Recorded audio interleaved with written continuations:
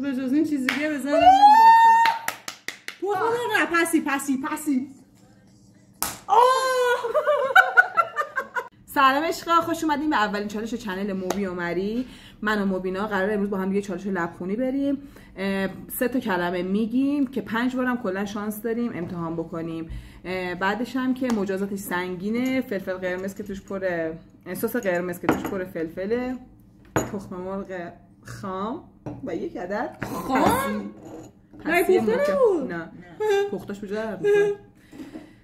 قبل از اینکه این چنل رو ببینید لایک کنید، ساب کنید. بعد از اینم که دیدید کامنت بذارید. کامنت های قشنگا فقط هم من تعریف کنم. باحال. بریم یا اول فصل بریم بچه‌ها بریم. شانس من اول باید از من شروع کنی. اصلا بخوای سنگ آزرشی بری ببینیم چی شروع کنه. نمیخوام. من که اول آخر میبرم.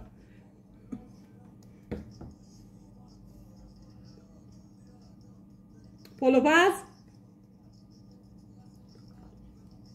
تخم مرغ آپس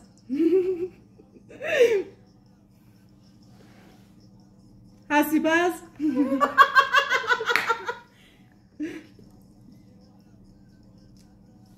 تخمای در حال آپس درست بگو خب قنچه نمیشه. آخرین باره ها.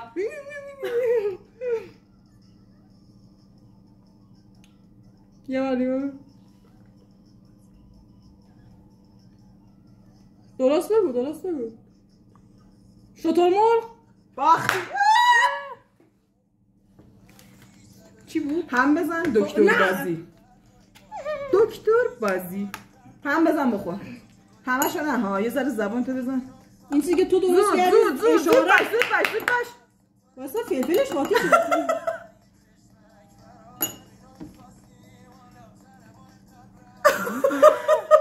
آتش در اومد. بریم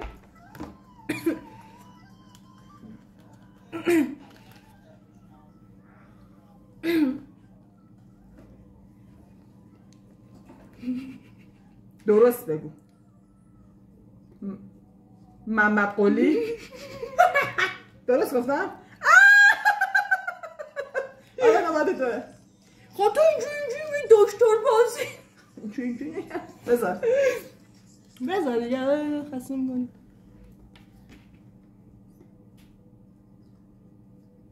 سبزی سپهر سرخ شده.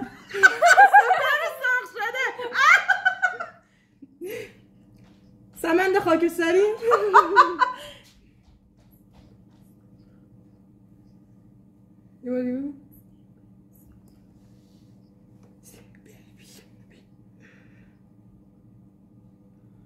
ساقیه در حال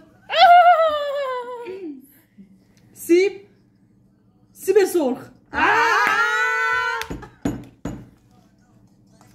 سمند خاکستری.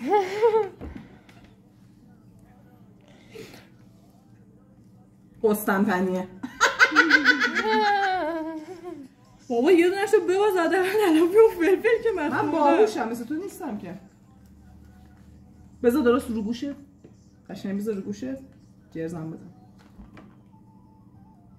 آها یعنی من اگه این دومی یا ببازم تو تخم مرغ بذاری سرم؟ ببازی تخم مرغ یا تخم مرغ یا پسی، یک کدومش رو انتخاب کنی. یه پسی محکم یا تخم مرغ.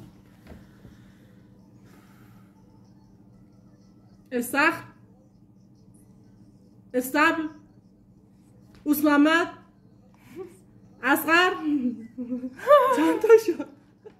لاغریشه. استخر به جز این چیزی دیگه بزنم تو نه پسی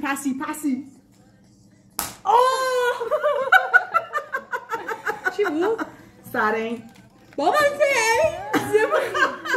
بچه‌ها با باخت مبینا رو برو شدیم. حتما برام کامنت بذاریم ببینیم کدوممون باحال‌تر بودیم. اگر از این چالش خوشتون اومد حتما تو کامنت ها بگین تا از این چالش‌های پشم ریزون بازم بریم. خیلی پشم ریزون و دردناک پشم ریزون. بای